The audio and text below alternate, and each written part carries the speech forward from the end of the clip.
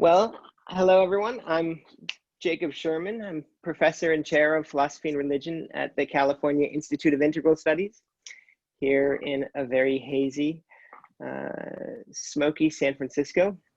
So it's really lovely to be doing something like this afternoon. I'll be moderating the panel today, so it's my privilege to welcome you into this online space. And I want to begin by saying a few words about how we plan to do this today. And then I'll go ahead and introduce our extraordinary panelists. Today's panel is being offered through the joint efforts of the Ecology, Spirituality, and Religion program here at CIIS and the Deep Water Initiative, a nonprofit organization that works to foster dialogue in the field of religion and ecology through film and transformational media programs. If you want, you can find out more about the Deep Water Initiative at www.dwinitiative.org. That's www.dwinitiative.org. So we have 5 panelists joining us today. And the way we're going to do this is we'll have 3 of them speak to begin with, followed by a 5-minute bio break. And then our last 2 panelists before we have a chance for some questions and answers. We've asked each of the panelists to speak for about 15 minutes today. And so panelists, given the Zoom format, I'm going to ask you to please try to manage your own time because it's a little hard for me to slip you a note in Zoom. If you go over by more than a couple of minutes, I'll be keeping track of time also. So if you go over by more than a couple of minutes, I'll politely interrupt to remind you of the time since we have a fairly tight schedule and we all probably already know too much about Zoom fatigue and what that's like. For those of you that are watching and joining us in the audience, we'll be using the chat function at the bottom of the Zoom screen to allow you to submit your questions for the panelists at the end of it. So we'll be going through all 5 panelists ahead of time, not stopping for Q&A in between. But please feel free to submit your questions using the chat function while it's going on. That way we'll be collecting them and sorting through them so that we can get to as many questions as possible once the panelists have finished with their presentations. And in order to help us, could I please ask you to write the panelist name at the beginning of your question, right? So if you have a question for one specific individual, go ahead and write that down, followed by your question. If it's a question for multiple people, you can indicate that too, but that will help us with the sorting process on the back end. We'll also be streaming this live on Facebook, so some of you may be watching that way. Let's see, let me go ahead and introduce our panelists and the order that we'll be hearing from them today. To begin with, our first panelist is Rabbi Ellen Bernstein. She'll be talking to us about the ecological language of Genesis 1. Rabbi Bernstein's a pioneer in the field of religion and ecology. She's a writer and an eco-theologian. She founded Keepers of the Earth, the first national Jewish environmental organization in 1988. She writes and teaches on the intersection of Judaism, Bible, and ecology, and is the author of several books, most notably The Splendor of Creation and The Promise of the Land, an ecologically centered Passover Haggadah. She's also an advisory group member to the Yale Forum on Religion and Ecology. After Rabbi Bernstein, we'll hear from Rabbi David Seidenberg. Rabbi Seidenberg is the creator of neohasid.org and author of Kabbalah and Ecology, God's Image in the More Than Human World. One of the world's foremost experts on Judaism and ecology, David was ordained both by JTS and Rabbi Zalman, and he brings a unique synthesis of spirituality and scholarship. He's also a dancer, a noted liturgist, a scholar of Maimonides, Buber, and Rabbi Nachman. Our third panelist before the break will be Professor Catherine Keller, and she'll be speaking to us about Facing the Deep. Professor Catherine Keller is the George T. Cobb Professor of Constructive Theology in the Graduate Division of Religion at Drew University. She teaches and lectures across a broad spectrum, including pluralist, ecofeminist, process, and political theology. She's written a number of deeply influential books, which I'll just mention a few: From a Broken Web, Face of the Deep, A Theology of Becoming, Cloud of the Impossible, Negative Theology and Planetary Entanglement, and Political Theology of the Earth, Our Planetary Emergency and the Struggle for a New Public. If you're looking forward to her next book, I hear it's going to be called Facing Apocalypse, Climate Democracy, and Other Last Chances, and that it's forthcoming. After the break, We'll start off with Dr. David Kishik. He'll be speaking to us about heaven and earth. David is Associate Professor of Philosophy at Emerson College.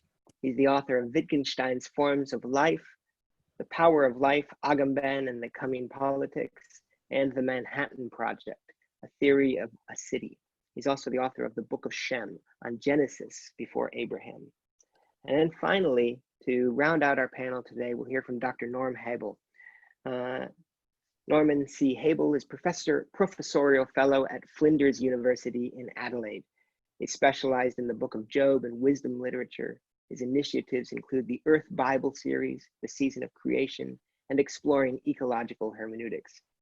He worked with the Aboriginal Rainbow Spirit elders in Queensland to produce Rainbow Spirit Theology. He's the author of Reconciliation, Searching for Australia's Soul. His most recent work is Acknowledgement of the Land and Faith of Aboriginal Custodians After Following the Abraham Trail. So it's going to be a really rich afternoon, rich evening, rich morning, depending on where you are in the world. But I know we're all very eager for this. We're very grateful to all of our panelists for joining us. We're very grateful to all of you who are here to watch and think and learn together as we embark on this project of renewing Genesis 1. So with that said, I'd like to hand it over to our first panelist, Rabbi Ellen Bernstein, for the ecological language of Genesis 1. Great. Thanks so much, Charlie and Jacob and all the folks at California Institute of Integral Studies who made this possible.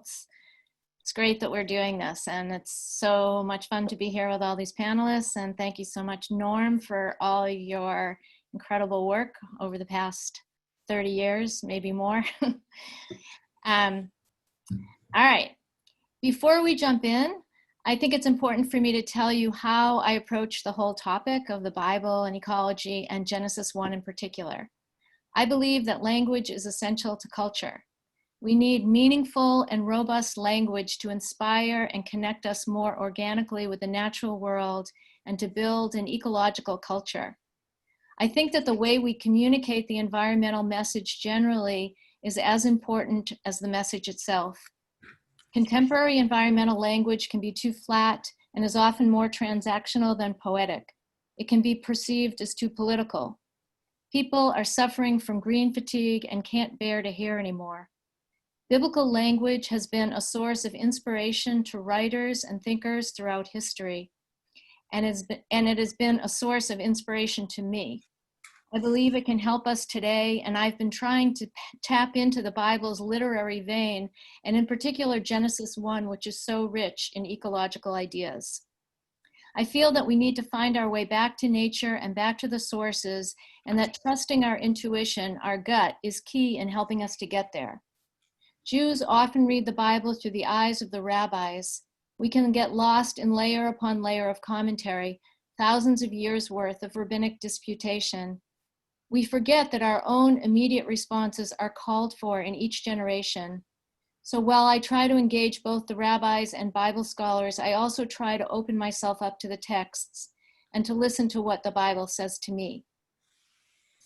While in contemporary times, Genesis 1 is often overlooked, largely because of the dominion text in Genesis 1:28 has been so demeaned, and because creation for many is confused with creationism, I want to suggest that all of Genesis 1 is a particularly important text because it gives us into a window into the biblical God and their relationship with the natural world.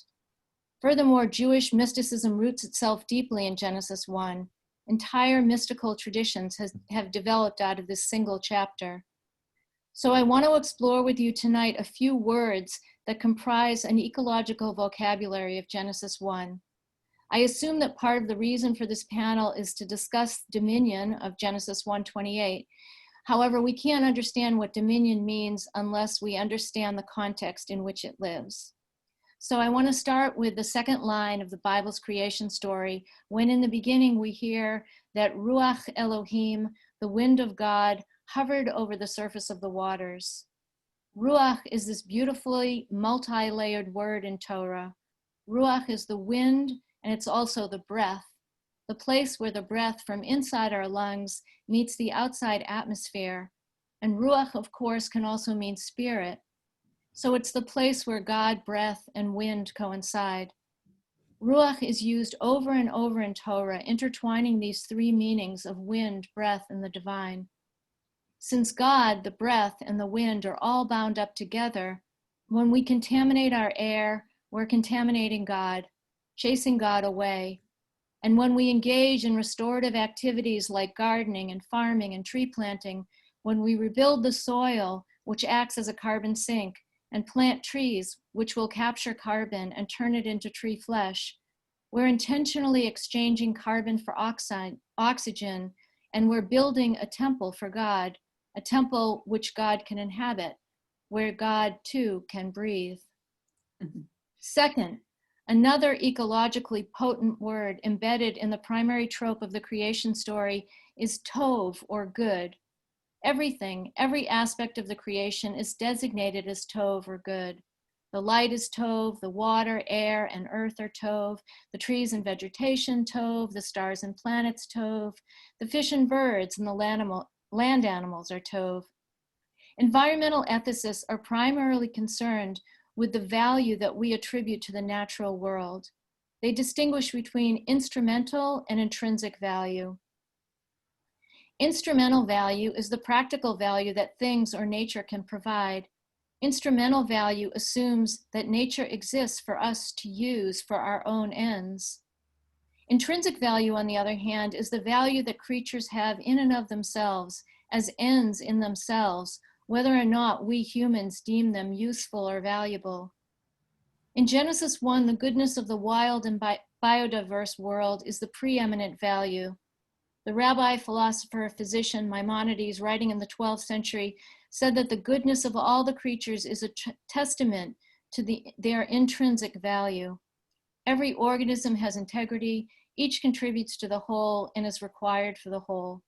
The world is built on the foundation of the goodness of the creatures, without which it could not exist. The theme of the goodness of creation culminates on the sixth day, when the very goodness of everything is realized. Every individual creation was called good, and now all the creatures, everything all together, is deemed very good. The repetition of the two-letter word kol, or everything, 7 times in verses 29 and 30, evinces the importance of all the creatures, every single one. There's a sense of indivisibility of all the creatures involved as one living, breathing whole. Every organism is bound up in the life of every other organism.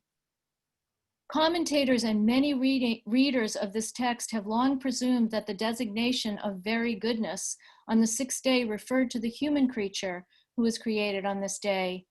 They assumed that humanity was the crown of creation and that the creation was established solely for people to use for their own benefit. Such an assumption leads to a utilitarian and anthropocentric stance towards the world. Curiously, human creatures, unlike all the other animals, do not even receive the designation of tov. From the beginning, the biblical author was circumspect about humanity.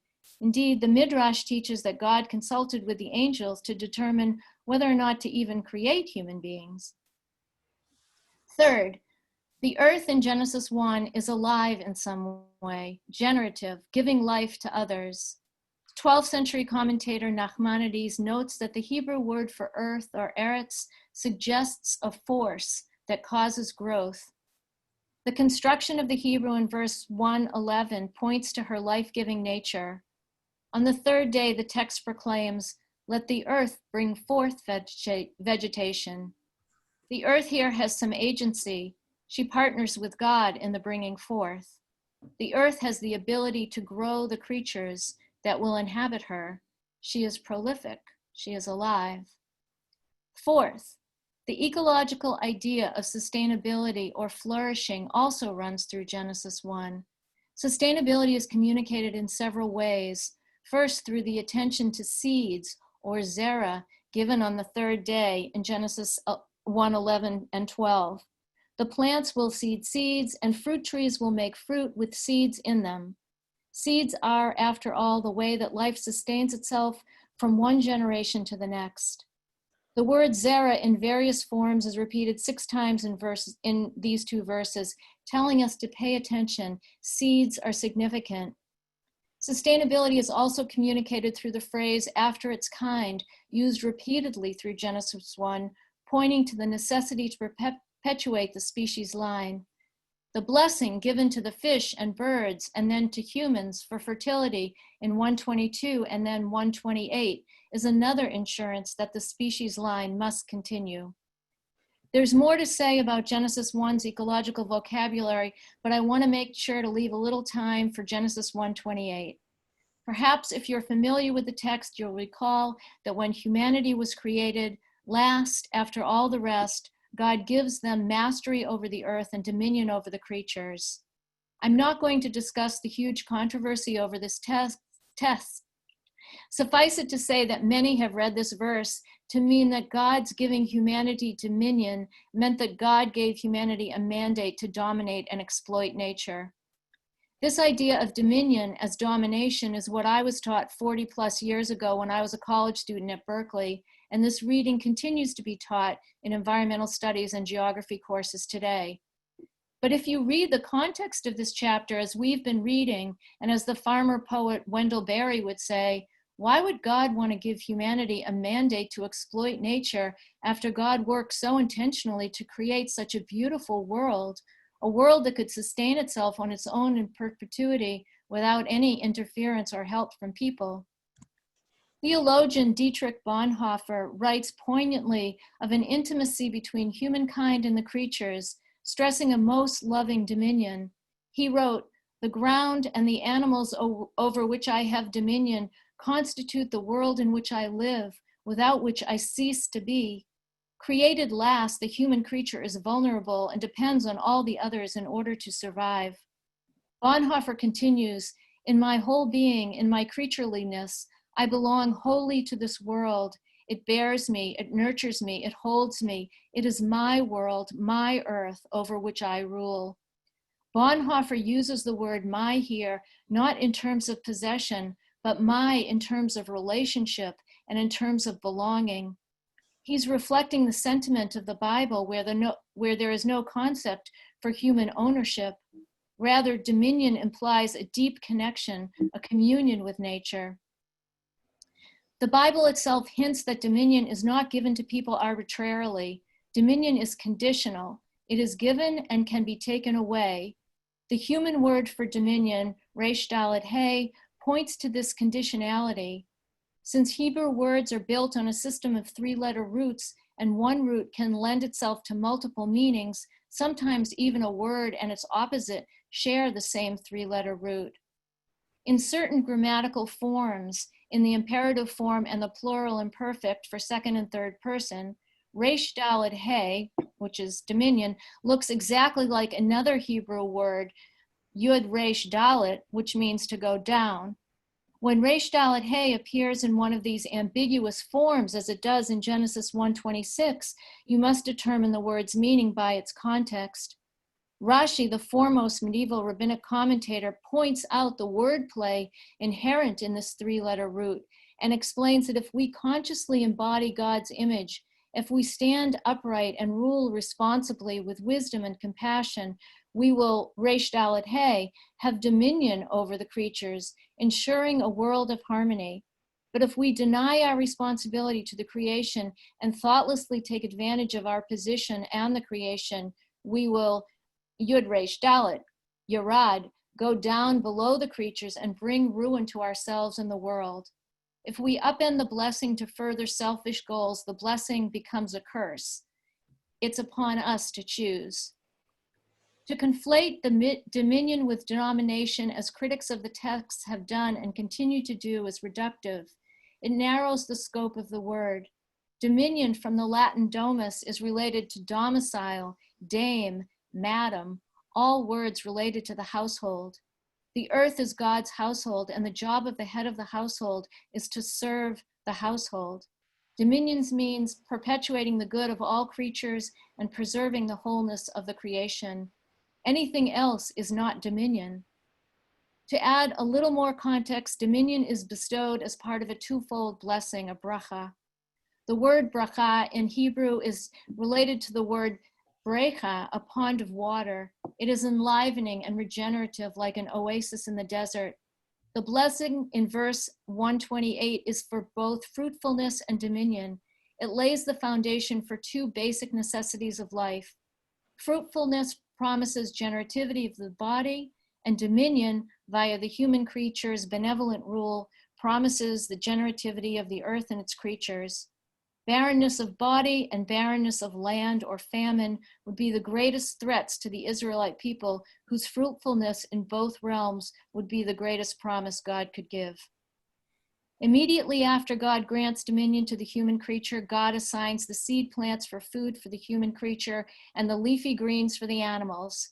Dominion then ensures that people can eat and survive. Without this invitation to partake of the creation, perhaps the Adam, the human creature, so awed by the beauty all around, would have been hesitant to eat from it. Notably, dominion over the animals does not include the right to eat from them. Some of the rabbinic sages, as well as the Christian theologian Clement of Alexandria, read dominion allegorically and suggested that people must have dominion over their own desires and master the tendency towards gluttony. Such readings have heightened meaning today in view of our insatiable craving for the resources and services and products of the earth. Dominion over the earth first requires dominion over ourselves. More than 60 years ago, Rachel Carson wrote, "We in this generation must come to terms with nature. We're challenged as humankind has never been challenged before to prove our maturity and our mastery, not of nature, but of ourselves." Thank you. Thank you.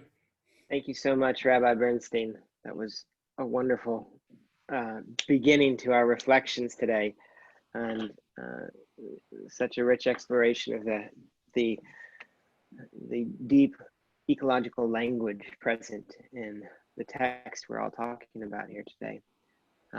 Without further ado, I'd like to hand it over to Rabbi David Seidenberg.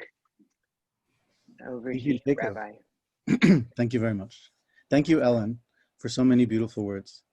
Ellen has been such a leader in this field and created a lot of the space in which I'm able to work in my life. So I really appreciate that. There is too much to say about Genesis 1, obviously, and having 9 or 10 speakers won't be enough, but that's okay. But I want to raise a different question to begin with, which is, why just look at Genesis 1 and not Genesis 2 together? What were the biblical compilers thinking when they decided to put Genesis 1 first and Genesis 2 second? What were they thinking in insisting that there should be 2 different, actually contradictory creation stories? So in documentary hypothesis thinking, you have JEPD, and then the letters have multiplied over the years, and the first creation story is considered a product of E, the Elohist. The second is J, Jehovist, because it uses the name for God, Yud He Vav He. Yeah, which is sometimes transliterated as Jehovah. So why those 2 stories? Why in that order? The biblical critics like to use R for redactor, the person or persons or school of thought that put the whole thing together. And Franz Rosenzweig, a German theologian and scholar, and he wasn't actually a rabbi, but a great scholar and teacher of Judaism, said that we should call our Rabbeinu, our teacher, because our teacher, the one who redacted these many documents together and put Genesis 1 first and then Genesis 2, was insisting, for whatever reasons, that there are multiple ways of looking at reality, and that you cannot get it right with just one story. And so if we want to start with just one story, just Genesis 1, and I think when we say Genesis 1, we're also meaning the first few verses of Genesis 2, because the story doesn't really end until the Sabbath is completed. Assuming that we want to look at it that way. There was a there's something deeper going on, that Genesis 1 is not enough to tell what the meaning of creation should be or could be, that there should be a contradiction between the two stories is also vastly significant. The first story emphasizes the hierarchy of humanity over the rest of creation in those verses that Ellen was just talking about. The second story emphasizes something quite different. The second story emphasizes that it is the role of the human being to serve the ground, not to be served by the ground. It is natural and right for the human being to seek companionship among all the animals and not just with other human beings. And so you have one story that's much more hierarchical, the second one quite the opposite. Also, contradictorily, in the first story, you have radical equality between male and female. Whereas in the second story, you have a hierarchy between the male and female, where the female is created from the male. And so you have two stories, each of which has a hierarchy that should be some kind of anathema to us from our vantage point. And each of which has a kind of equality, which is absolutely precious and needed by us. So why are these divided between two stories? And why is there a hierarchy that we need to reject in both of these stories? What does it mean to have this contradiction? Well, I don't think that there's one answer, and I don't think I have the answers to that question, but I do think that it points to a deeper reality, which is part of the matrix of what the Bible is, what the scripture is, what Torah is, which is, as I was saying, you need multiple stories that contradict each other in order to tell the truth. So we can't just read Genesis 1 if we want to have any understanding. And one big problem of our civilization is people just read Genesis 1 and they stop. They don't pay attention to what comes after. No, I'm not talking about, great Christian commentaries and Jewish commentaries of the ages. But in general, if people want to know a story from the Bible, they're going to know just the first chapter, and they're going to know the image of God. So let's talk now about the image of God, which is something that I wrote a whole book about. So in the second story of Genesis, the human being is the image of the earth. Adam comes from Adamah, the ground, the soil. And it's very clear that this connection, this etymological connection, is essential. And it's a connection which is not even mentioned at all in the first chapter. Instead, the image of God is the main thing we know about the human being. Really, the only thing we know about the human being is that they're male and female, they're in the image of God. Somehow, these add up to having dominion, although it's not clear what kind of dominion that would be.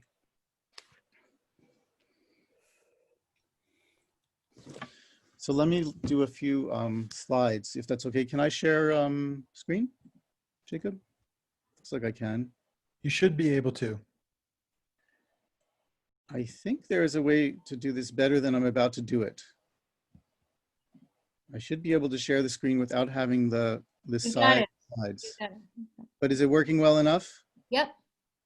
Okay, because it'd be better if I didn't have the sides on the slide as well. So you could just focus on the image. But I'm just going to read this. This is from my book, Kabbalah and Ecology. The idea that humans are in God's image is firmly grounded in the Torah.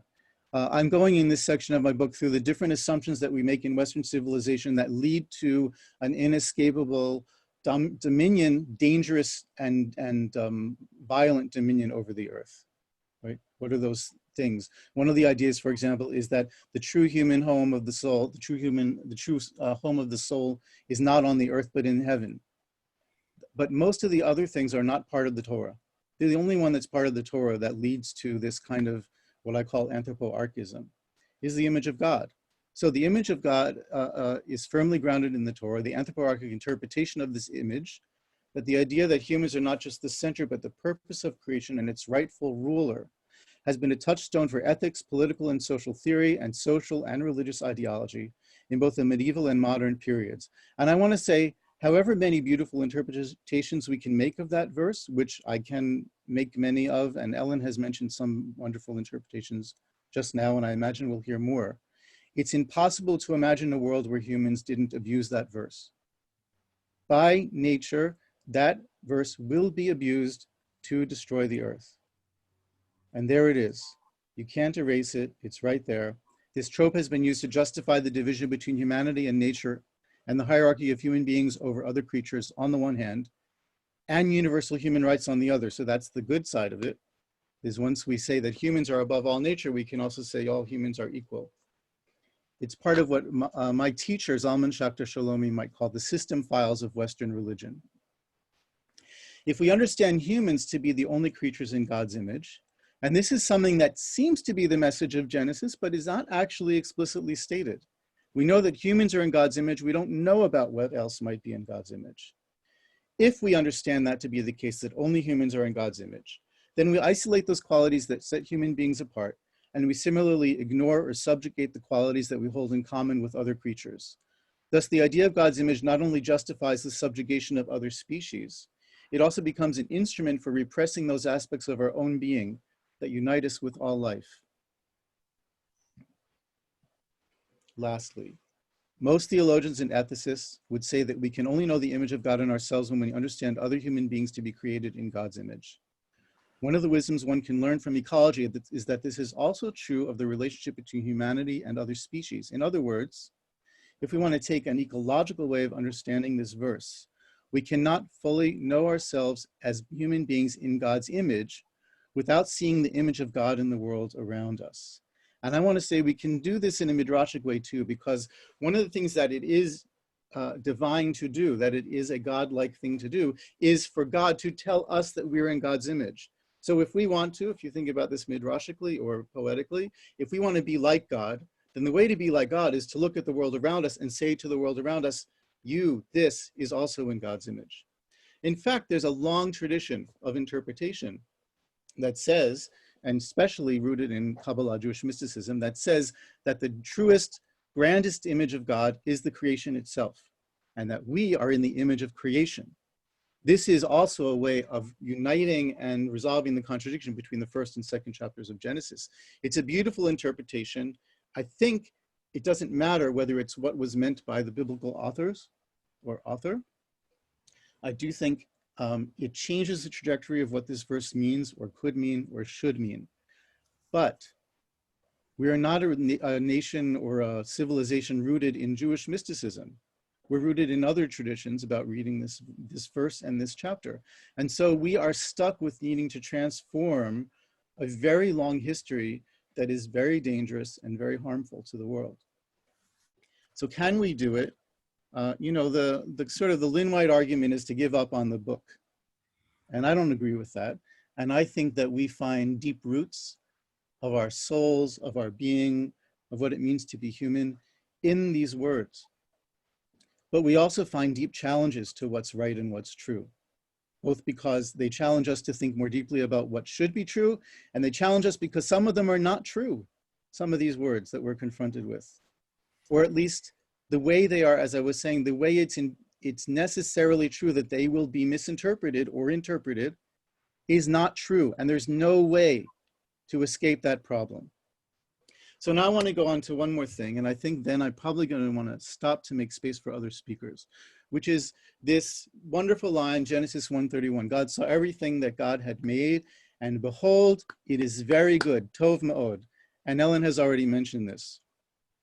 So for many, many commentaries, Christian, Jewish, I don't know enough about Muslim commentaries to say something true or meaningful about that, and I wish I did. But for sure, Christian and Jewish, the idea that creation is very good is an expression of the grandeur and of the wholeness of creation itself. In Maimonides' words, all the species, individuals of the human species, and all the more so the other species, are of no value at all in comparison with the whole of creation that exists and endures. Yes, and he understands the creation to be a whole being, one individual and nothing else, endowed with a heart and a soul. And as he says in another place in Guide for the Perplexed, the one God has created one being. So we only understand the unity of God by understanding the unity of creation. It's, by the way, a very scientific way for his time of looking at creation.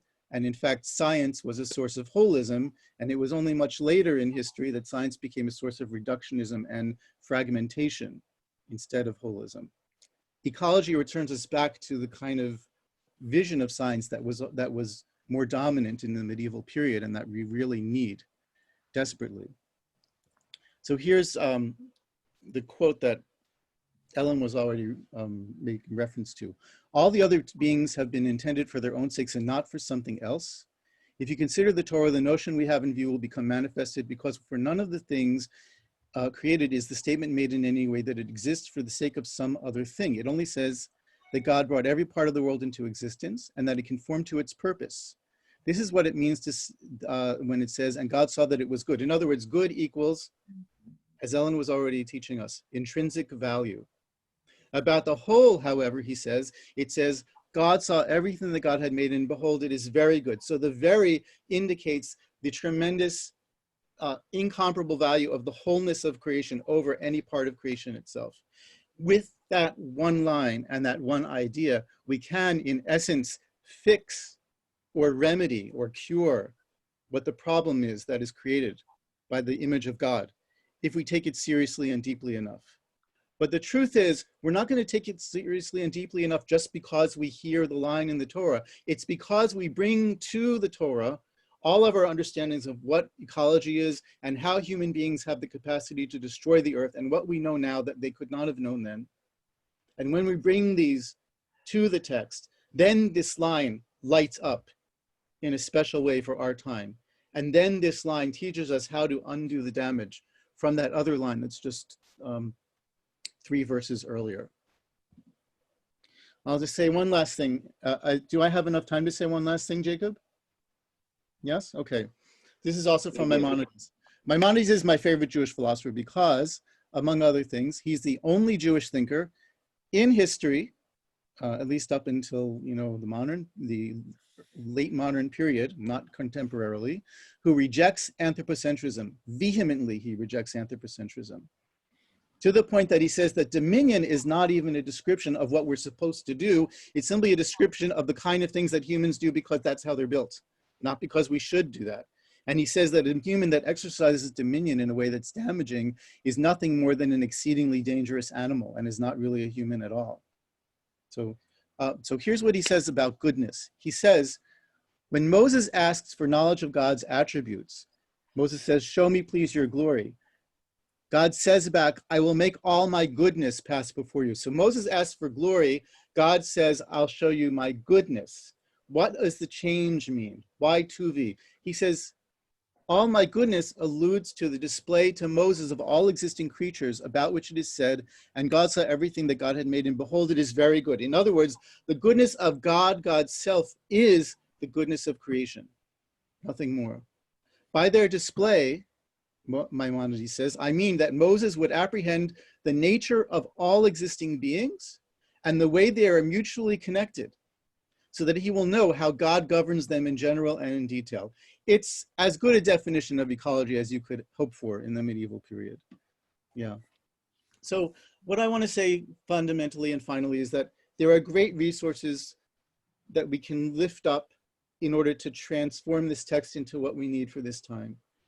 But it's a big challenge, and there's a big gulf between where it is and what place it plays in civilization now and where it needs to be and where we all need to be. Thank you. Thank you so much for that. It was just, I wish we could move right into question and answer time. There's so much already that's being brought up by these presentations. And I just want to remind those of you who are watching us, who are participating, not in the panel, but joining us to watch this, please use the Q&A function at the bottom of your Zoom to record your questions as they go. And remember to write in the name of any panelists you want to direct them, especially to. That will help us remember all the things that are being brought to the surface in this rich feast so far. So we're going to have one more presentation before we take a little bio break. And that is Facing the Deep by Professor Catherine Keller. Thank you for joining us, Professor Keller.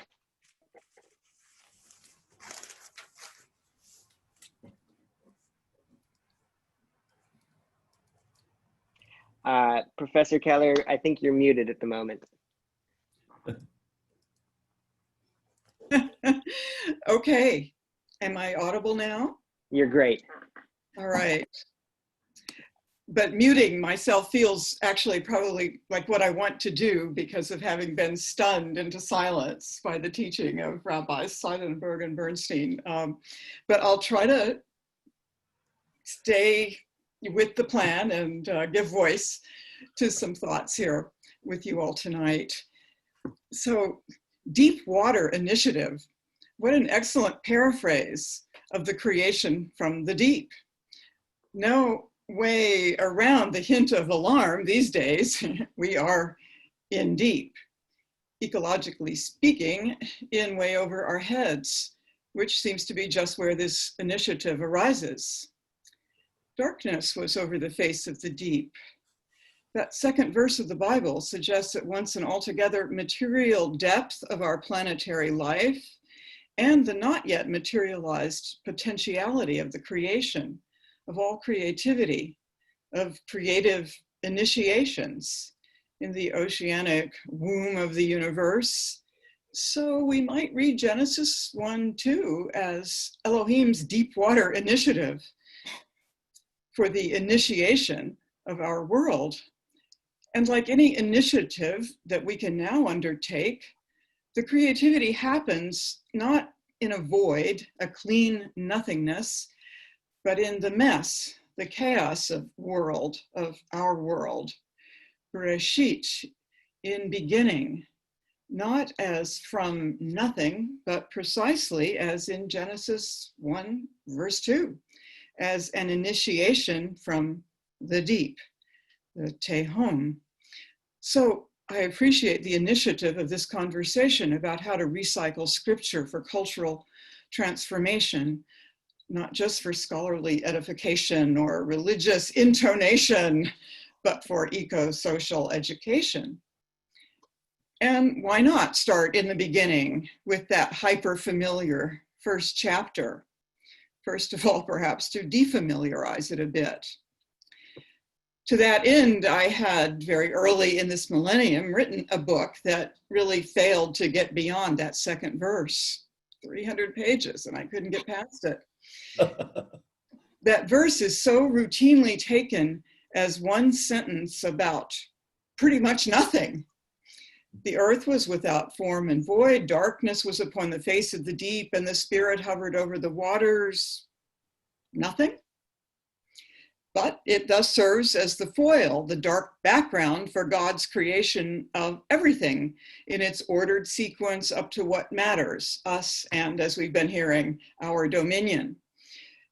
That reading of Genesis 1 is all about power. So the 4th century theologian Irenaeus argued that the creation from nothing is the great demonstration of God's power. To create from absolutely nothing displays the power of the Lord over a completely dependent creation. Creatio ex nihilo guarantees divine omnipotence, control from the absolute beginning through the Christ climax to the apocalyptic end point, end of the timeline. And yet, already 1,000 years ago, the great French interpreter, Rabbi Rashi, wrote, "You should be ashamed of yourself if you believe the first chapter of Genesis narrates a linear sequence of chronological events." He considers the first verses, one long sentence, crying aloud for interpretation. When Elohim began to create heaven and earth, at which time the earth was tohu vabohu and darkness on tehom and spirit meheraphet over waters, then God said, "Let there be light." Not 3 chronologizing sentences, but one complex and nonlinear sentence. And that is nothing there, as Elohim is making this beginning. And yet the Christian presumption of creatio ex nihilo continues with a few interesting exceptions, of course, even now.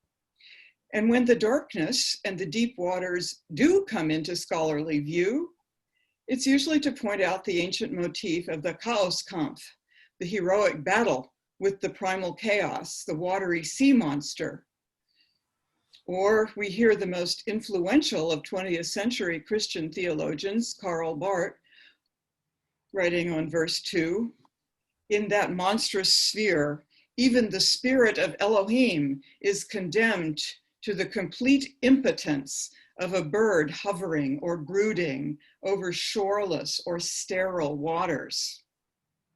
Well, that deep is not nothing either. It's worse than nothing, impotent. And of course, this version mobilizes the light against the darkness. So Barth then says, just as nothing that is good can come out of Tehom, nothing that is good can come out of darkness.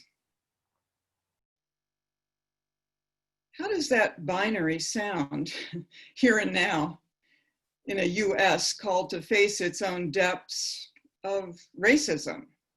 Well, of course, the Swiss Barth was not thinking of Black lives, but we are.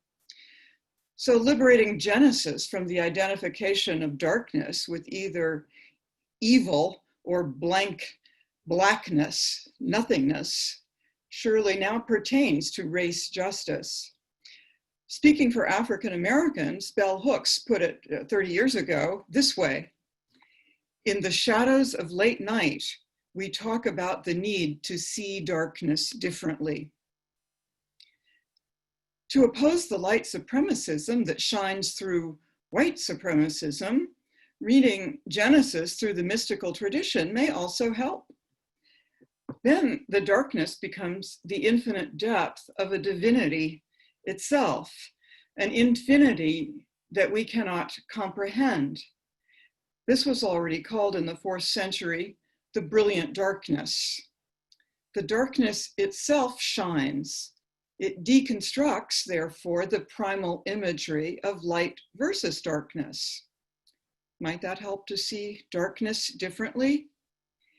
In the creation narrative, the creativity unfolds right over the dark face of the Tehom, the bottomless waters, the energetic, rhythmic potentiality for all that was, is, and will be. And yes, it lets a certain unruliness leak into the very order of creation. As we have since learned from chaos and complexity theory, all complex order develops at the edge of chaos. But I learned that first from process theology decades ago. That's what sucked me into further theological work with John Cobb. The creative process, according to Whitehead and this theology, has no absolute beginning or end. Its God is not an omnipotent ruler, but a lure to new becoming, to Genesis. This species begins and this species, as in ours, begins and may end. Even this universe might, but not the creative process. The beginning is relative to the dark waters, to the spirit pulsating. Creation is not ex nihilo, biblically speaking. I called it, with grammatical help from Daniel Boyarin, creatio ex profundis, creation out of the depths. That, of course, also evokes Psalm 130, out of the depths I cry unto thee. And we are in out of our depths, but not alone. In Psalm 42, deep calls to deep in the thunder of your floodgates. All your waves and your billows have gone over me. Does this not hint at the divine depth of the Tehom, at the abyss in and as which Elohim calls forth all of life? The mysticism of the 17th century poet Silesius displays the oceanic depth of divine immanence. He wrote, in a droplet, say, how can this be? The whole ocean of God flows into me. But does this mean that God is the Tehom? No, not so simple. But God does seem to name the creative initiative that surfaces upon the depth, the black depth of divinity in which, through which, from which the universe flows. So in this theology, call it a Tehomic theology, there is existential wave action between the divine depth the breadth of the universe, and the droplet of you at this moment. This wave action can help to energize not just a rereading of Genesis 1, but of our relation to the creation at this shared moment, this droplet of time, this time of us earthlings in our precarious 21st century ecology. Seems to be a moment when we are called forth, as each creature was in the Genesis initiative, called forth, but we are called now to a dark and difficult creativity, to resist the discreation of the living species of the earth, including of our own. And this insistence will take more than mere resistance. It will take creative action, and it will be creation in the face, not of a pristine deep, but of the increasing chaos of environmental collapse, with all of its social and economic drivers and effects, in the face right now of fires. I mean, just today, I'm having email exchanges with friends in Northern California, in Washington State, and in Oregon, all sending me photos of their orange skies. I'm thinking that if we understand that the primal process of creation is from chaos, this may stoke the fires of our courage now to take heart and to create a better way of being our species amidst whatever Anthropocene chaos it is bringing on. To bring forth a way that is actually good, that actually partakes in the very good that Elohim offers, not the humans on the sixth day, but as the two rabbis have clarified brilliantly, all creatures all together. So of course we cannot ignore the verse 28, dominion, and we aren't ignoring it here today. And most folk think it makes the creation all about us. I will just say that it won't work to repress that word in popular teaching, as so many eco-theologians want to do. It won't go away. To correct that misreading of dominion then means to ask, what does dominion mean if it is in the image of that God who just called forth a vast universe of creatures, calling each one good? How could it possibly mean mere domination, to control, to exploit, to use, and to waste as we will? Surely that's not what it can mean we can teach. Not if it is in the image of that one who says we. Let us create the human in our image. That we has been misread as the European royal we, or maybe the Christian Trinity. But Rashi interprets it thus: since man was to be in the likeness of the angels, and they would be jealous, God consulted them first. He asked permission of his court. Aviva Gottlieb Zornberg reads him as suggesting a manyness of viewpoints, a spectrum of opinions, so that God has to convince the crew. So this democratization is also a pluralization and counters the simple unity of the Aristotelianized Christian God. And certainly, as the we mirrors both male and female, it pushes back against its culture's patriarchy.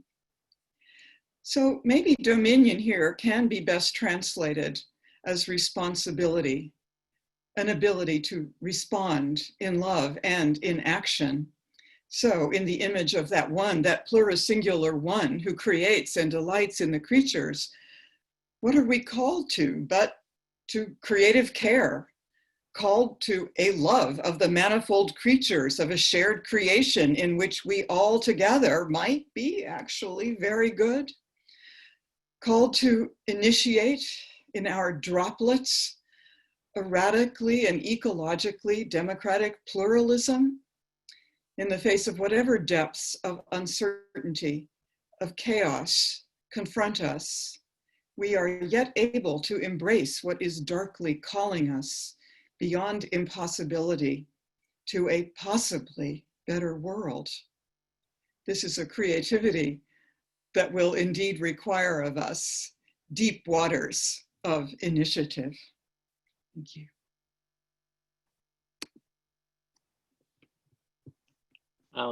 Thank you, Professor Keller, and thank you to all three of our speakers in this first hour.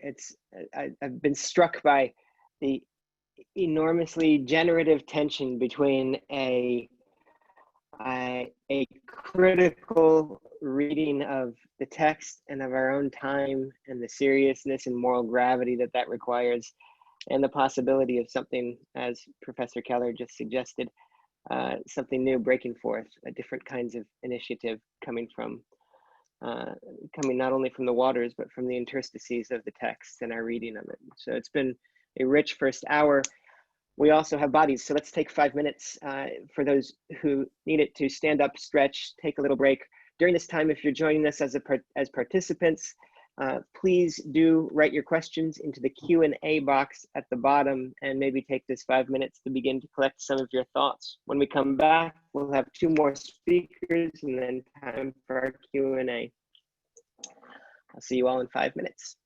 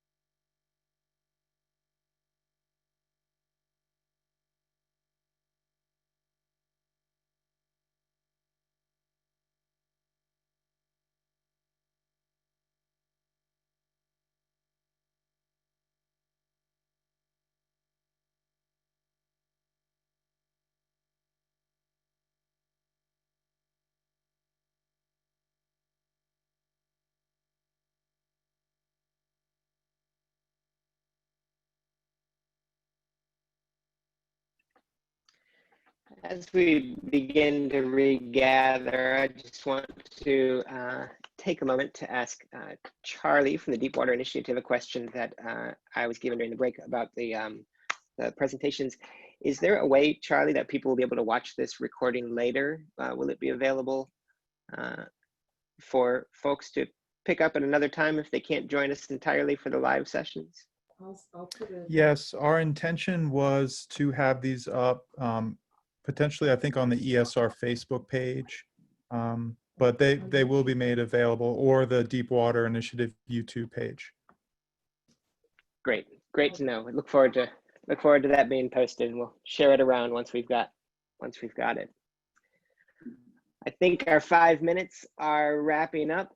So welcome back, everyone, to the panel, which has been an absolute treat so far. I want to turn it over at this point to Dr. David Kishik for a talk entitled Heaven and Earth. Hi, everybody. Can you hear me? Yes. Okay, good. Hi, thank you, Jacob, Charlie. Thank you, everybody at the initiative and all the fabulous panelists so far and ahead of us and the conversation. Let me just start by somehow kind of like orient myself. I think I'm a little bit different than the previous panelists in the sense that I grew up in Israel and I speak Hebrew, and my relationship to that text comes from there, but I'm actually a philosopher. In my reading of Genesis 1, actually of the entire section that I call Genesis 1:11, the first 11, what I call pre-Abrahamic chapters of Genesis, comes from that philosophical point of view.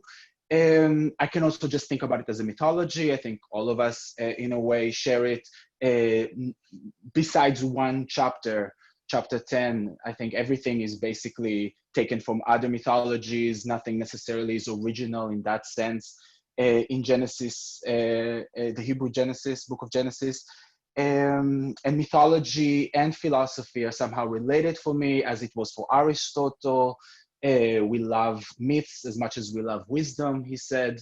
And really, what is at stake is really something very big and very philosophical, metaphysical, perhaps. This is to say a certain kind of big question about what is the world and what is the place of life in that world. It is, in that sense, prescriptive rather than descriptive. There are no laws. There's no dogma, religious dogma in those texts, specifically not in Genesis 1, I claim. It is merely descriptive rather than prescriptive in that level. It is, though, religious, but only in one sense that I just want to share with you in case people are not familiar with it. It's a strange word, religion. It comes, we think, from the word religare, to bind together what? Probably gods and man, the divinity and humanity, perhaps. But I don't really buy it. The way I approach the text as a religious text is coming from a different etymology, which is that religion comes from relegere, or relegere in Italian, just means leggere, means reading. Religion is a rereading. It's the rereading, reinterpreting, creatively or otherwise, according to the time and place in which you find yourself. So let me just get to it, and do it by doing two little readings, close reading of the text of Genesis 1, to say it with the concept of recreation, as I call it. And the second one is to speak about the earth in relationship to heaven. That's basically the title of my talk. Kind of like show that even though we think that the emphasis is on creation, actually the emphasis in Genesis 1 is on recreation. Even though we kind of like position God and religion and all our aspiration in heavens, it's really a text that has to do a lot with the earth in and of itself. So let's just get to it. And really I want to let's start at the end of Genesis 1, which doesn't really end in Genesis 1. It ends at the beginning of Genesis 2.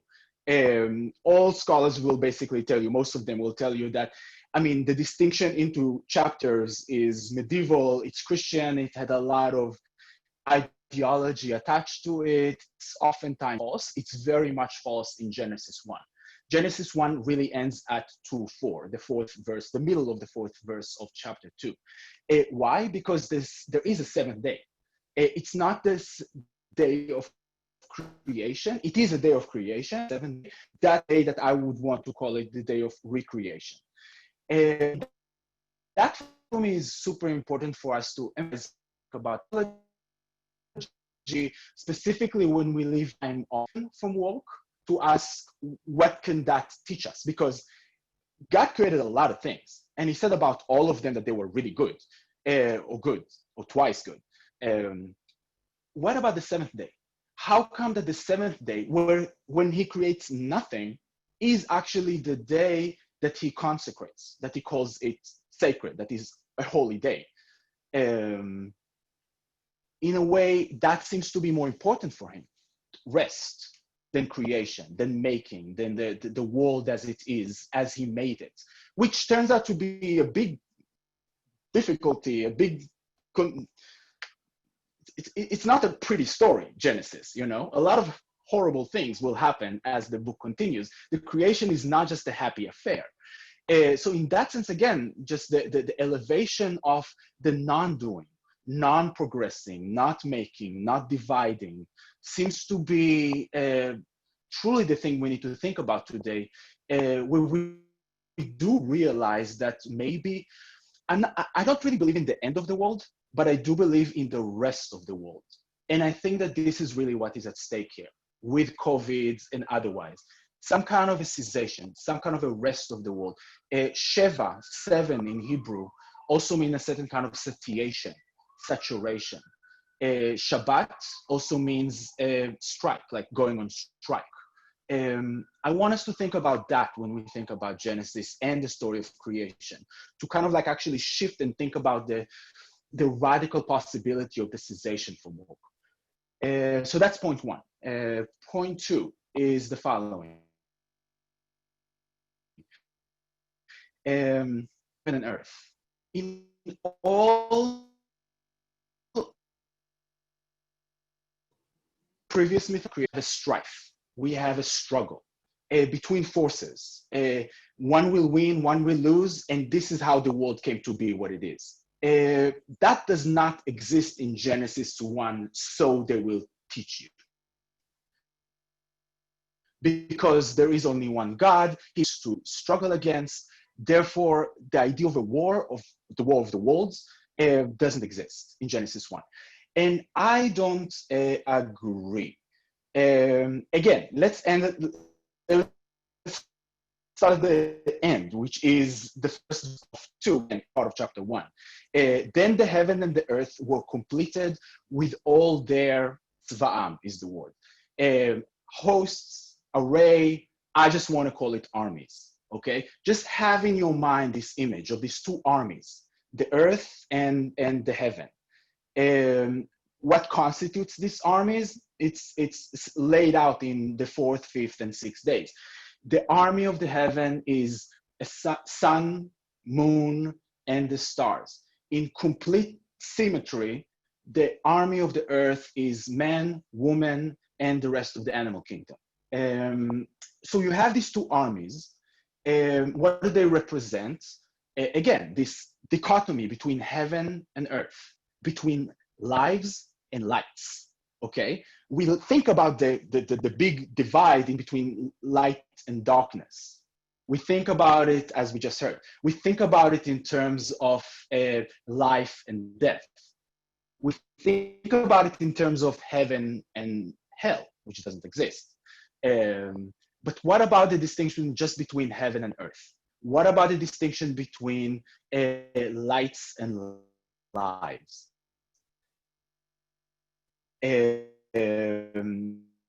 Is what I want to say here. Let's verse in chapter 2 to the second verse in chapter 1. I translated as follows. But the earth was unformed and void, with darkness over the surface of the deep.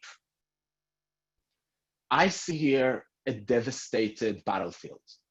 And I think that that battlefield is the battlefield in which Earth lost, that war between heaven and earth. And yet, God says, I actually am going to identify not with the victor, not with heaven and earth. We always put heaven in some way above earth. I'm going to actually identify with the earth. I'm going to put all my efforts in the creation of my world on this earth. It may be a big mistake. The flood may or may not prove it, but this is his plan. This is his gambit. I'm going to create all that I'm going to put all my eggs in that land of the vanquished. And therefore, you know, there are different lives. Different lives have different privileges. Some of them are blessed, some of them are less blessed. But basically, we're all the wretched of the earth. We're all losers in the sense of that kind of like primordial a priori loss of that war of the worlds between heaven and earth. Also, is God in heaven? Where does it say so? It never says. I challenge you to tell me where in the first 11 mythological, universalist, generic chapters of Genesis, God is actually said to be in heaven. Actually, on the fourth day, he basically kind of like give heaven to the moon and the stars and the sun. He basically, this is kind of like, you know, he gives the job for them. They're going to take care of it. He's going to outsource the dominion over to them. Also notice that there is one day when he doesn't say this was good. That's the second day. The creation of heaven of the sky is not deemed good. That's very telling, I would say. And also, and lastly, perhaps, you know, humans have this aspiration to go to heaven and kind of like, again, put earth aside. Nietzsche said, you know, let's not ever desecrate the earth. Let's not look to the heaven. And we shouldn't. I mean, it's in many ways kind of like identification with the aggressor if we do so. Why do we try to go to heaven? Why does Elon Musk want to go to Mars? Why did Israel crash something over the moon in like this moon crashing? And how was it called? Bereshit, you know, Genesis, the beginning. So yeah, I just want to leave you with these two thoughts. One of them is about the significance of the earth and in opposition to heaven. And the second one is really to think about cessation from work, from creation, rather than about creation itself. Thank you, guys. Thank you for that. What a rich and generative and sometimes surprising read on this text. I really look forward to the discussions that will follow at the end of this. But before we get to the end of this and to the question and answer, we're privileged to have with us Dr. Norm Habel, who will be giving us a talk on a pre-colonial reading of Genesis 1. So over to you, Dr. Habel.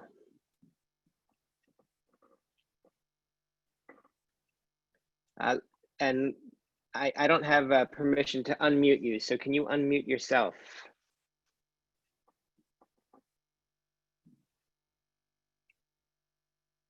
Or let's see, Shmi, can you there we go. Can you hear me now? Yes, thank you very much. Can you see me? We can see you also. I'm just up in the corner on mine. No, it's good. All systems go. You'll show up on full screen in speaker view. People will see me in a minute? They can see you now, yes. They can. Yep. Okay. All right. My perspective is somewhat different. I am coming to read after working for any number of years now with the First Peoples of Australia. And the First Peoples of Australia, sometimes called Aborigines, have been here for 60 million years, long before the white people, the Europeans, the colonials come. And so these are colonial, pre-colonial people.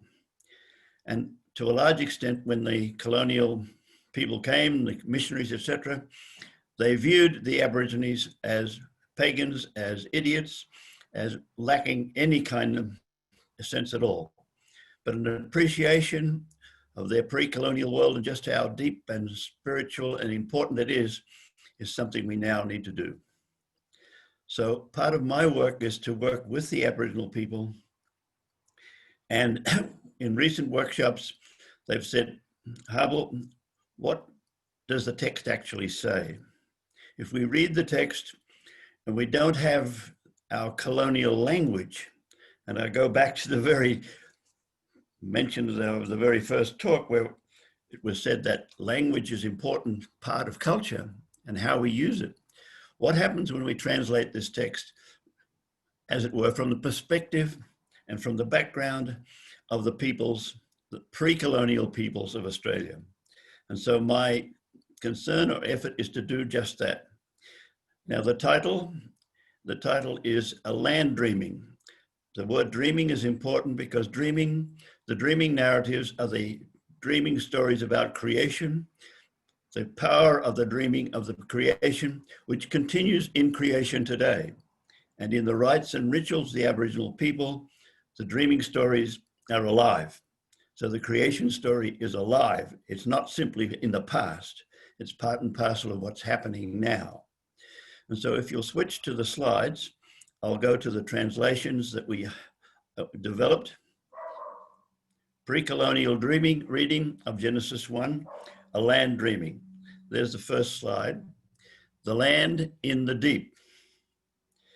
When God began to separate the sky from the land was a formless mass, and darkness was on the face of the deep, and the Creator Spirit, or the Spirit of God, hovered on the face of the waters.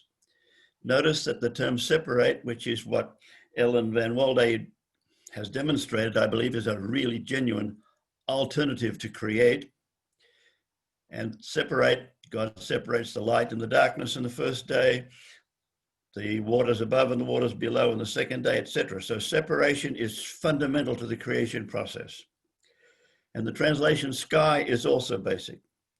If you look at Shemayim on the second day, the firmament, the canopy that's created is called Shemayim, sky. It's not heaven, it's not where God is. God is below, hovering in the waters. And the land, the word Eretz, basic translation of Eretz is not planet Earth, but land. And in the pre-colonial peoples, the Aboriginal peoples, land is fundamental. It's the core of all creation. And I would argue it's the core of this narrative. Land was a formless mass, and darkness, and the Creator Spirit, and spirit is the technical term, their Creator Spirit, with many, many different names, functions in and creates the universe, or the land more specifically, and the features of the land. Next. Can I press? And we'll go to our next one. Separation of light and darkness. Go back one. Separation of light and darkness. God says, let there be light, and God separates the light from the darkness. That's the second day, first day. Second day. Next. Separation of the waters. Let there be a canopy, or that's what I've translated. You can call it a firmament, what you like, but that separates the waters above from the waters below. And in the waters below, where? Who is in the waters below? Earth. No, land. Land is in the waters below. Next. Then the land is born. The land was like an embryo, a formless embryo deep in the waters, the womb of the primordial deep.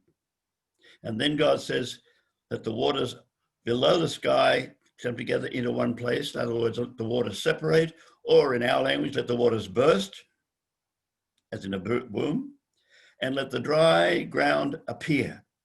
Appear.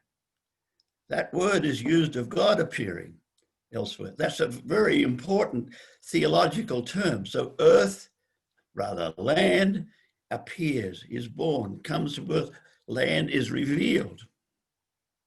And God names, and the naming of the child, the naming of the baby is land. That's fundamental.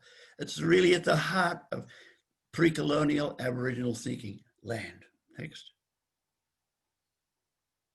Then land comes alive. Land is animated.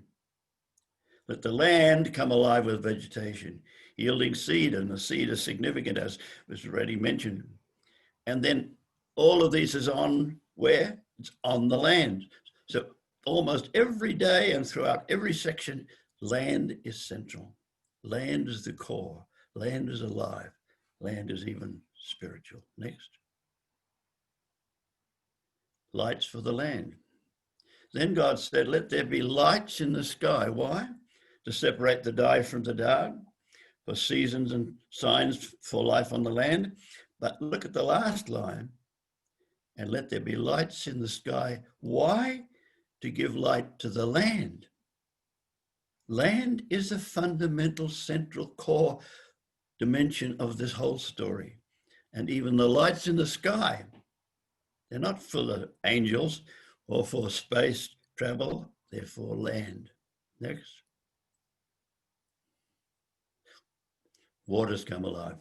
The waters surround the earth and the air that's above the land. All this come to life. And so easily, because of my colonial heritage, I say earth, but planet is not what we're talking about. What we're talking about is the land that is there under the sky, and all the monsters around that in the deep of the sea, they all come to life as well. Next. Then land becomes a co-creator. Land creates life. God said, let land bring forth life. Now that's extraordinary. The center of it all is not somebody else, but land that is the fundamental co-creator, the source of life that God works through. The presence of the Creator Spirit is in the land, and that's what the Aboriginal people say. The Creator Spirit is alive in the land and giving life to the land. And the land life is according to its kind, and it all happens, and it's all good. Next. Next. Now, just to give you a picture of this, this is the wording, the language of my mentor. His name is George Rosendale. He passed away last year. He is an Aboriginal leader, and he and I worked together to create a book called Rainbow Spirit Theology about 20 years ago.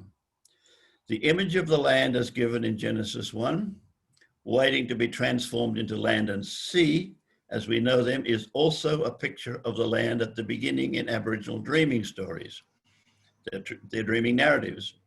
And the imagery of verse 2 makes excellent sense as land covered with water, waiting for the Creator Spirit in whatever form to commence transforming the scene. And you need to read in Aboriginal stories, there's a lot about how the ancestral spirits transform the scenery, the mountains, the trees, the rivers, etc.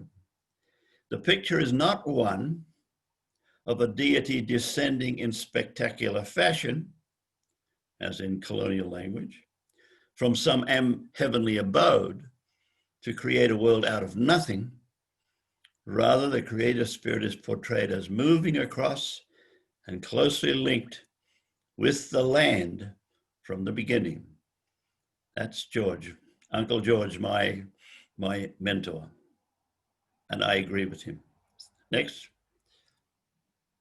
So we now have to ask the question, if this translation that I've given you here now, which I've had with Aboriginal leaders and workers in an Aboriginal writers workshop, and at the end of this, they said, Uncle Norm, you're one of us.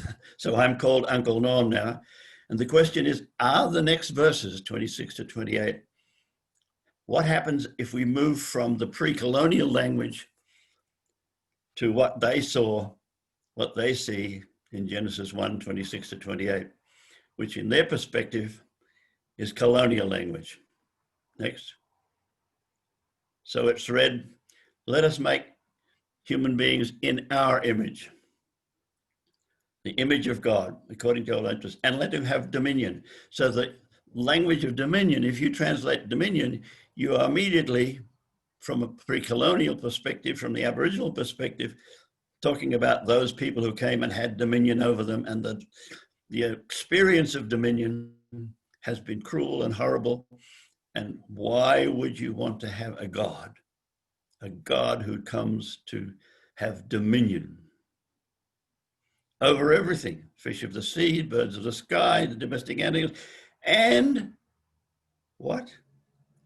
Over the land. The Spirit is in the land. You don't have dominion over the land. This is real colonial language.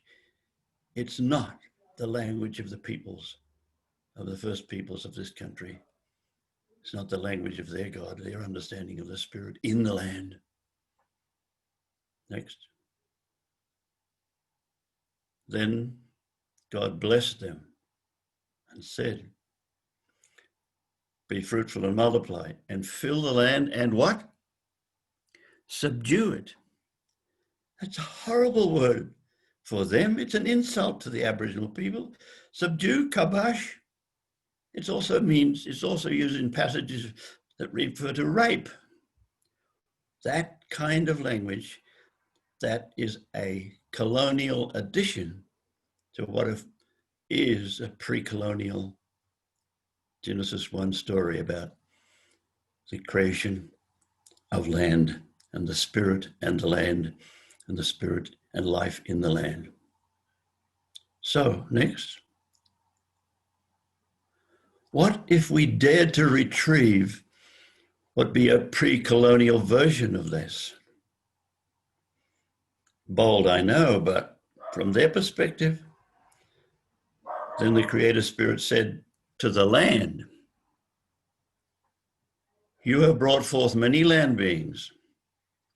Let us now make human beings in our image, male and female, and may their nature reflect both land and spirit, and let them be at peace with their kindred land beings, and let them be custodians of the land.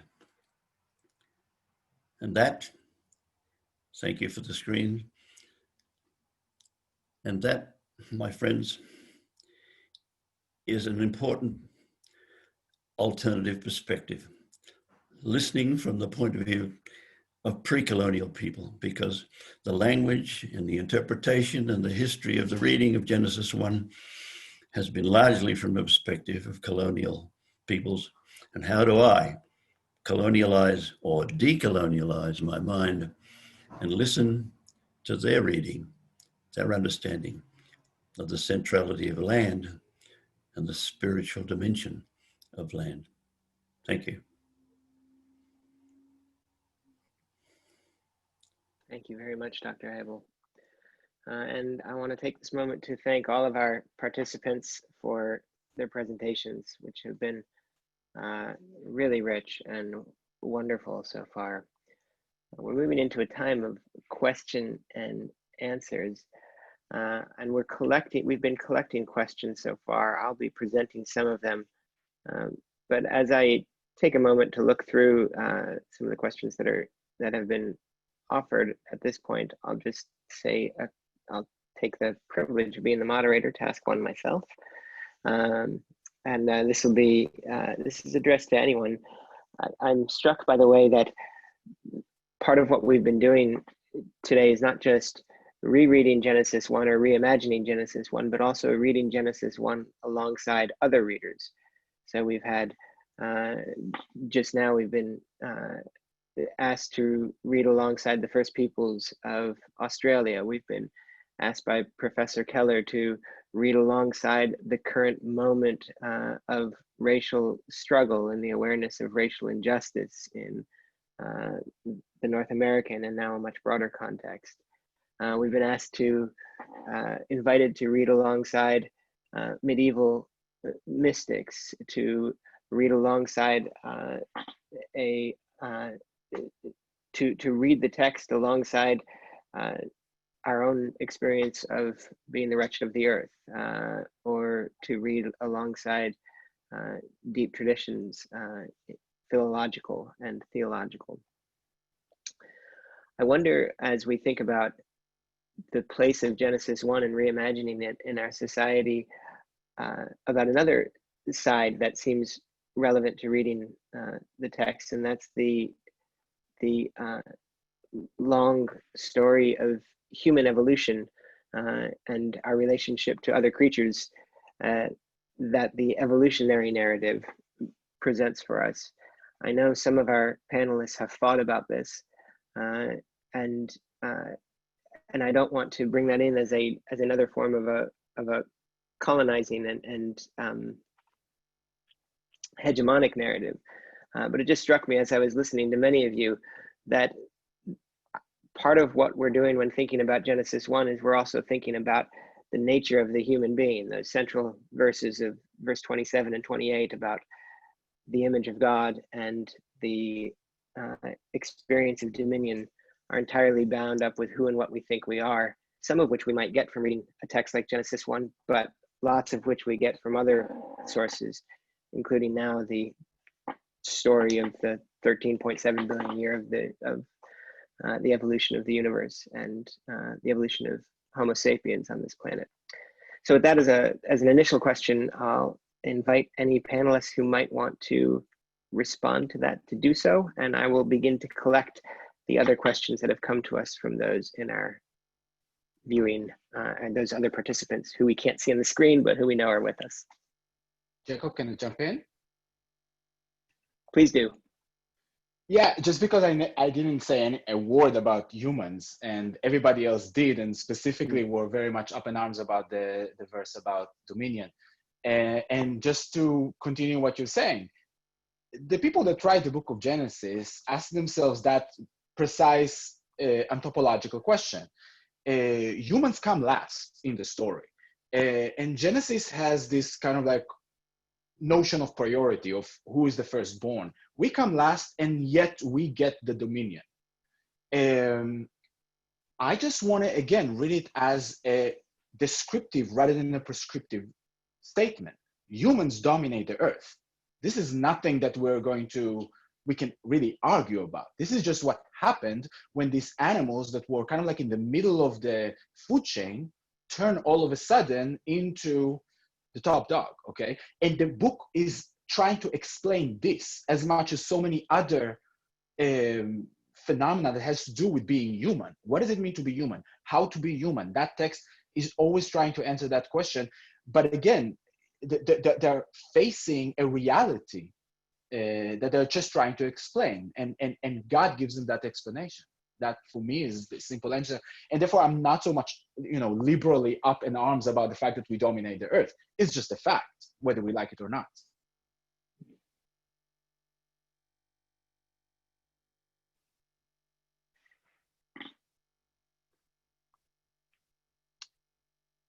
Does anyone else want to jump in?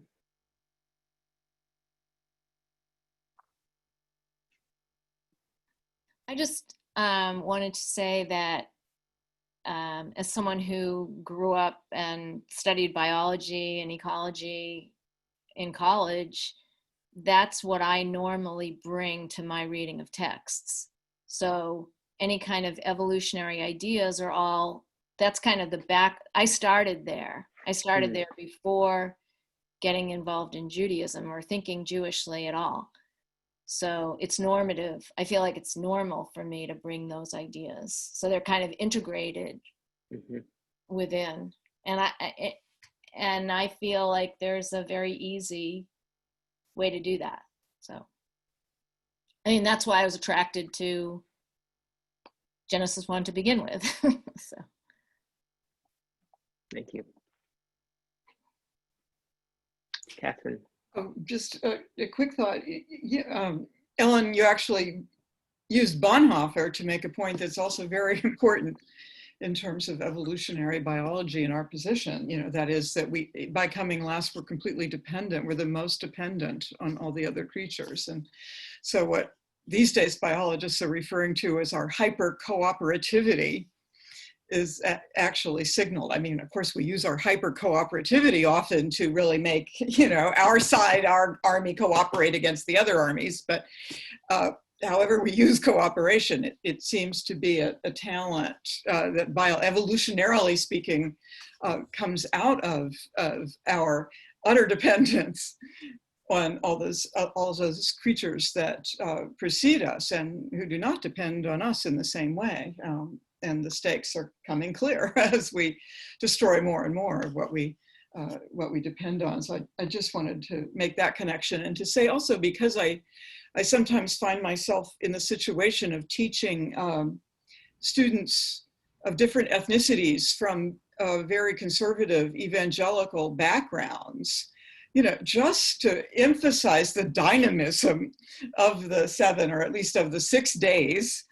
I want to count the 7th as also dynamic in its restfulness, but just to emphasize that dynamism and to delinearize it a little bit with Rashi makes it actually surprisingly close to evolutionary process. If you can get folks thinking just a little symbolically with those days, then it seems like the point is precisely that it wasn't all created in one great, you know, burst of omnipotent imagination and artistry, but precisely that it was a process with a lot of responsiveness and a lot of delegation to the earth and to the waters to bring forth, so that cooperativity is building up. Anyway, I find that helpful propaganda in working with Christian publics.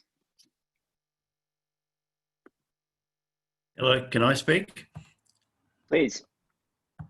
2 things quickly. Evolution as an understanding of the process of creation could well be for the pre-colonial peoples another one of their dreaming stories. And so in many ways, there's a diversity of ways of understanding how the process of creation happened. And evolution is another one of those dreaming stories.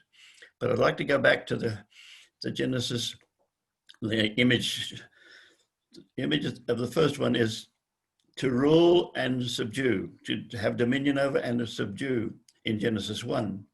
But in Genesis 2:15, it's serve and preserve. Those 2 verbs are diametric opposites. And in Genesis 2, serve and preserve is virtually identical with the Aboriginal people's statement to be custodians. They are custodians of the land. And Genesis 2:15 says precisely that in their language. Yeah. Thank you all. I guess I could add one brief thing, just to say that Please. the early modern folks in the Jewish tradition who wanted to reconcile Genesis and evolution turned to Kabbalah to make that possible. And there's actually, as I think, was it Catherine who was already just saying this? It's quite simple actually to read each day in relation to what are called the Sfirot of Kabbalah and make sense of it and actually tell the whole universe story as people describe it through this framework of the seven days. The only real problem is that in the story of Genesis, there's an end to creation. And from an evolutionary perspective, there is no such end. It can never end, at least as long as there's a planet. No. Thank you. Could I add one sentence? A long sentence, just to say, yes, and yet I think that's partly why understanding ourselves made in the image of the Creator, as therefore also called to be creative, to be creators, helps with a supplement, not of other life forms in ongoing evolution, but at least that we're supposed to be continuing with the creative evolutionary process. If we read, as we almost never read, right, the imago as our creativity being called forth. Mm-hmm. Yes. Thank you all. So I'm going to go through some of the questions we have. We may not have a chance to get to all of them because we just have 16 minutes left in our Zoom room before it needs to be given over to others. And so I might even collect a couple of them into single packages. I'll start with, we have two questions that deal with, as some of your responses already have begun to, that deal with the question of the reception history of Genesis 1 by more conservative or more, I don't know what the proper word is, let's just say by more dominant Christian hermeneutics. So one of them has to do with the idea of creation out of nothing, creatio ex nihilo, being the norm for the kind of Christian tradition this this questioner grew up in, and they are wondering what the panelists have to say about this this concept, especially in contrast with, say, creation out of the deep, as it was suggested earlier. And is this, I think the questioner is very much persuaded by the creation out of the deep reading, but is wondering how to reconcile that with the sort of overwhelming tendency to read the text in these more traditionally Christian ways. And as an addenda to that, I'll add a second question that's related to it, I think, and it's a broader question about just about how practically something like the reimagining, or the maybe better the rediscovery of a deeper meaning of dominion that was offered by the panelists today, how practically can that have an effect on these processes of formation and enculturation and religious education that seem overwhelmingly not to be reading the text in this more emancipatory and ecologically friendly way? So no small question there in either of them, but does anyone want to take a stab at some sort of beginning to open up a response?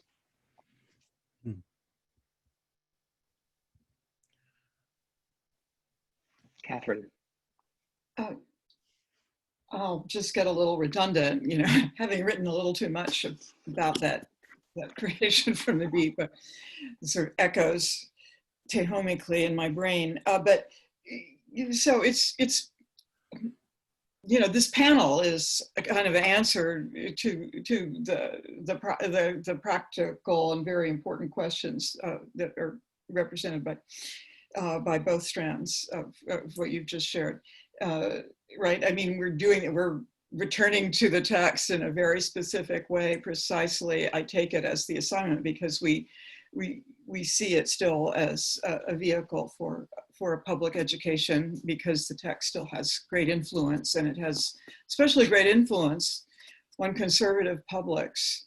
And so it's all the more important. I don't have access to like, you know, white fundamentalists. They don't come to my theological school, but I do have a lot of access to you know, the networks of white liberal evangelicals, and then to evangelicals of color. So it's a constant discourse for me on that side of my work. And you know, basically the answer to the first question is, well, we go back and read the text. I mean, I love it that in this case, I get to be the biblical literalist. There is literally in the Bible no literal enunciation of a creation from nothing. It's simply not there. You know, you can read it in. I don't object to people believing in the creation from nothing and making elegant arguments, historical and otherwise, for the creatio ex nihilo, as long as they recognize that it's their interpretation. It's not what the Bible teaches. It's not what the Bible's saying. It's a particular radicalization in the direction of divine omnipotence. So, you know, really one can just work quite literally to get the sense of the real the grounding on the earth, in the dirt, in the land, of this alternative textuality, you know.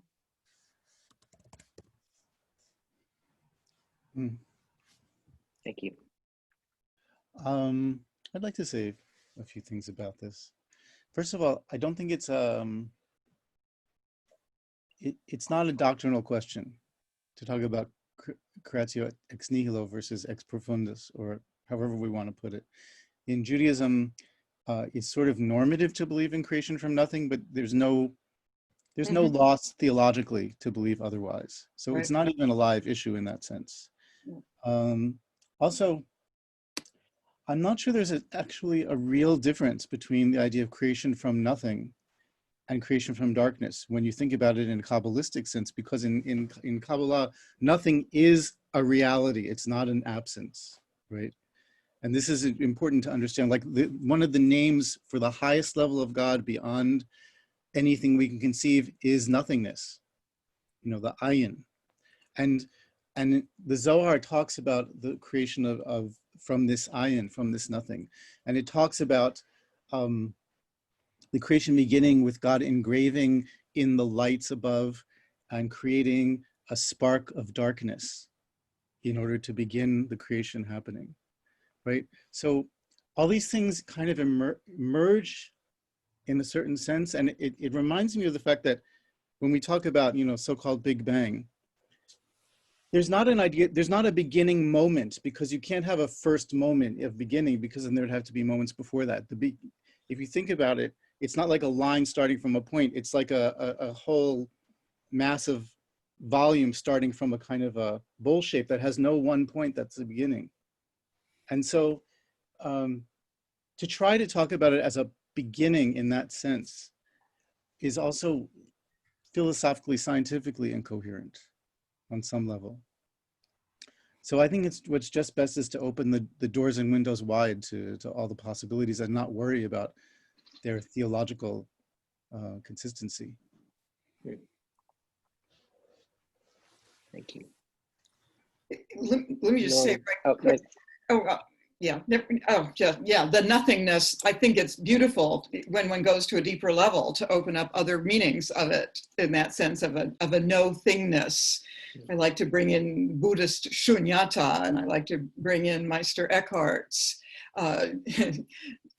divine abyss. So yeah, there is a place where it's no longer the sort of nothingness usually implied by the creatio ex nihilo at all, but something divine. I saw Norm beginning to speak, and then Alan. Just going back to the Genesis, the very first lines. When God began, whether you say create or separate, the sky and the land was. So it's there. Its primordial presence is there. Even if it's a mysterious, formless, strange, mysterious, land is the primordial presence where the spirit hovers. It's the primordial embryo in the depths of the mystery of the deep. It's there.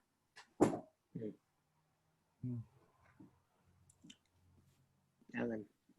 Okay, so I wanted to speak to the practical question about how there was something about how we can think about dominion practically for ourselves. What can we do? And again, since the way that I think about dominion is as a benevolent kind of loving rule and a sense of belonging to the world, and what does that mean? Like, so first of all, number one, dominion to me doesn't make any sense unless we have this understanding of all of the creatures were good to begin with. So even thinking like, it seems like understanding dominion begins with a meditation on the goodness of all of creation. So even things like beginning a kind of meditation practice on this is, what is the goodness of all of creation, that kind of thing. And for me, just thinking about gardening,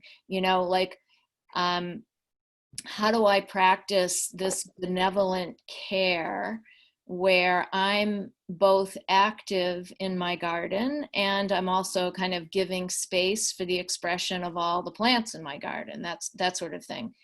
So anyway, I just wanted to throw out a few things to the practical aspect. I love that. Yeah, reading the way you've all been helping us to make our way into it is clearly a spiritual practice, but our reading practices are so tied to other forms of life that we engage in as well, that supplement and transform what we read, and what we read works its way back into that. Those are some practical and helpful ways you've mentioned.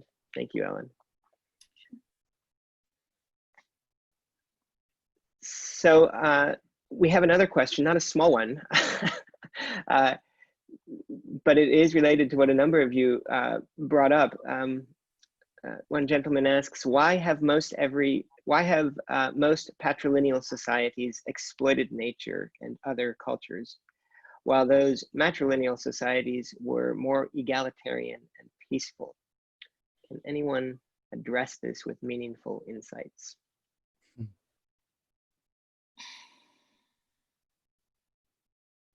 Anybody want to take a stab at that?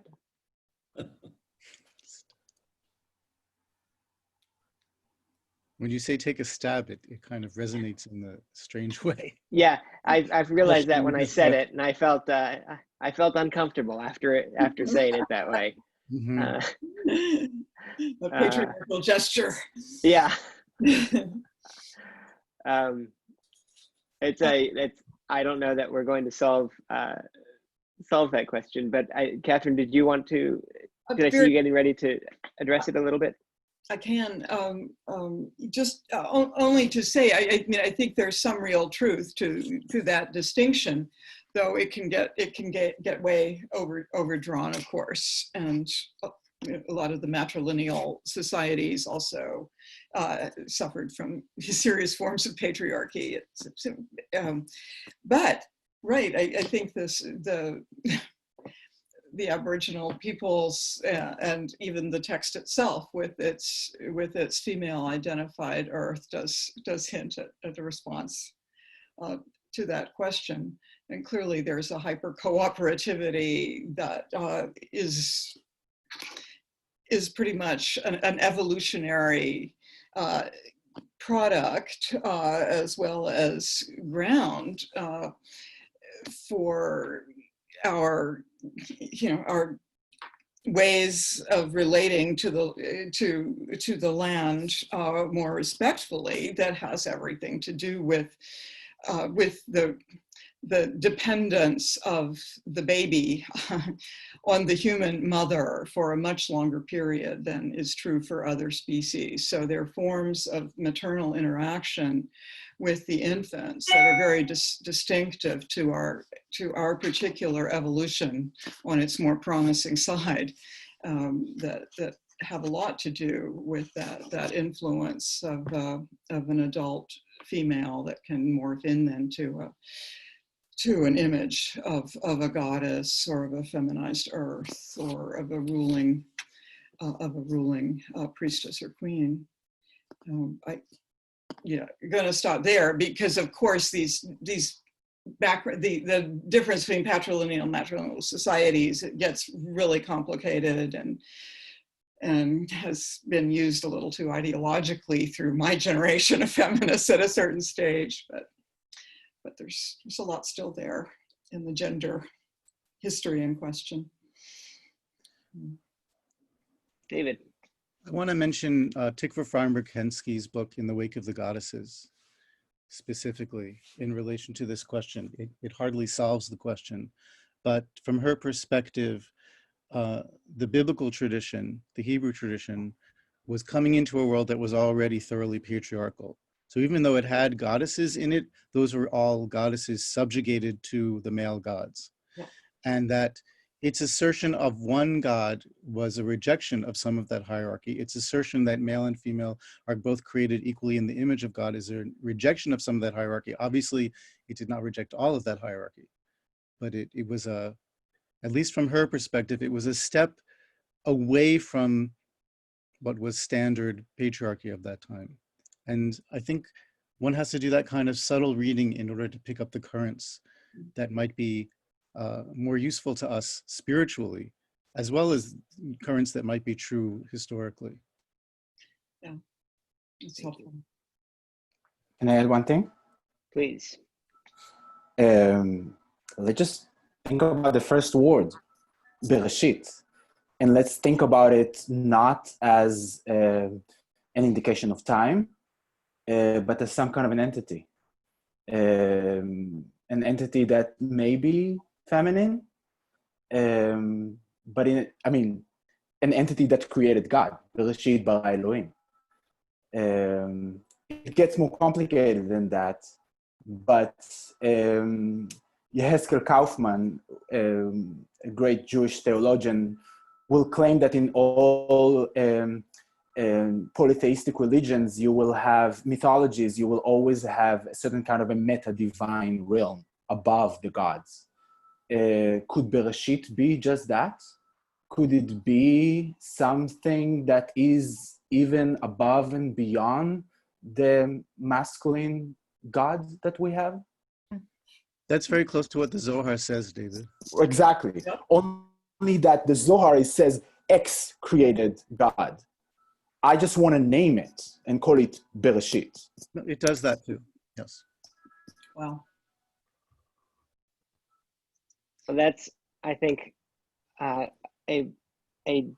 properly deep and provocative and interrogative place for us to end our panel today, with asking questions of a text and allowing the text to ask questions of us. I'm very grateful to all of you. Thank you, Ellen, Norm, David, and Catherine, for your participation. Norm, I see.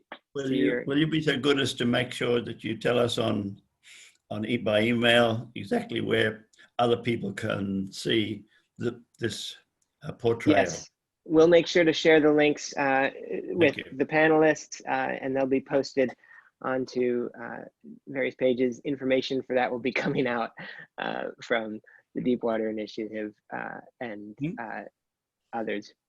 So Thank I you, just Cobb and Charlie and Chantal and all the speakers who were so wonderful. Yeah. Thank you. It's a real treat to spend a couple of hours with all of you, and a real privilege to think alongside you and to get to work reading this text in very rich ways, a text that I suspect will probably never be done reading and renewing our relationship to. Thanks to Charlie and the Deepwater Initiative. Thanks to Shmi and Chantal and everybody who's been working behind the scenes to make this happen. Very grateful. And I hope all of you have a lovely evening or morning or whatever it is, wherever you may be. Many blessings to you all. Thank you. Right.